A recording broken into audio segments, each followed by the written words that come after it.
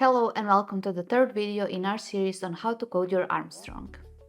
This time we'll learn how to code encoders and how to use them to control your LEDs. Connect your Armstrong to the PC, enter circuit blocks, and you're ready to go.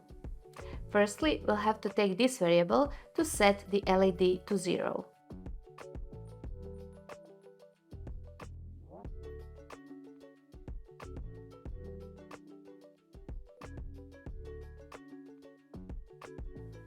Below that, we can put this function that will turn on the corresponding LED.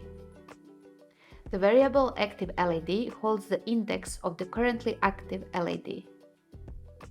When this variable has the value 0, that means that the far left LED is active. If the value is 1, that means that the second LED is active. And so on up to the value 4, which indicates that the far right LED is currently active. Now take this I/O block and drop it onto the drawing board.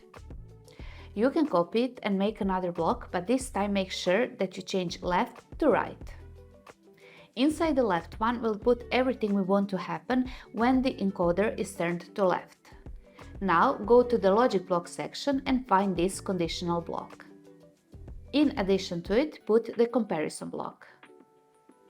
On the left side of the comparison block, put this yellow block active LED. And on the right side, we'll check if it is equal to 0.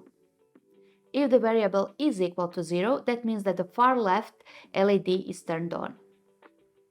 In this case, when the far left LED is turned on and we want to turn the encoder towards the left, we actually want to switch to the far right LED and turn it on, which has the index 4. So, in that conditional block, we'll set the active LED variable to the value 4. In all the other cases, which means that the active LED variable is not equal to 0, we want to light up the LED that is located to the left of the currently active one. For that, we simply decrease the value of the active LED variable by 1.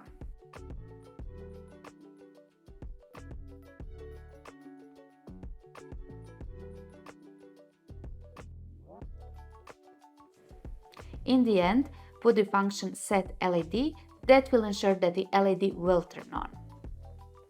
The same goes for the right block. Since we are turning the encoder towards the right this time, we want to check if the variable holds the value 4, meaning the far right LED is active.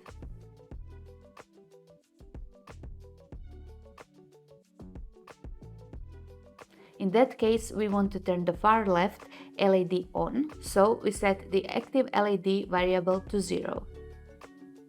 In all other cases, we increase the value of the variable by 1. That means the LED to the right of the currently active one will light up next.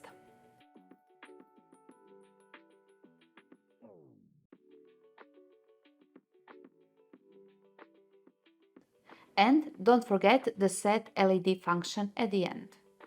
Look for that block in the functions block section. Inside it, we'll first make sure that all of the LEDs are turned off. To do this, look for this block in the I/O block section. Repeat this process for all the slots.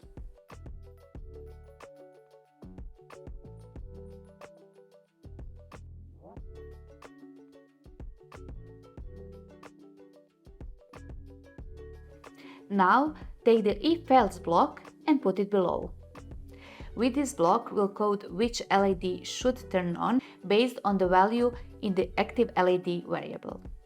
So, if the active LED is set to 0, the LED above slot 1 will turn on. If the active LED is set to 1, the LED above slot 2 will turn on, and so on.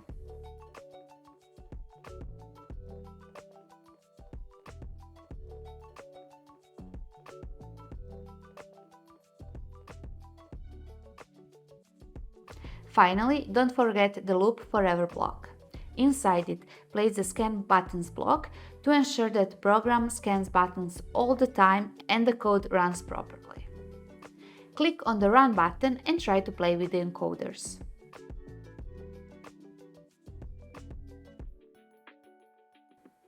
Thank you for watching the video and see you in the next guide.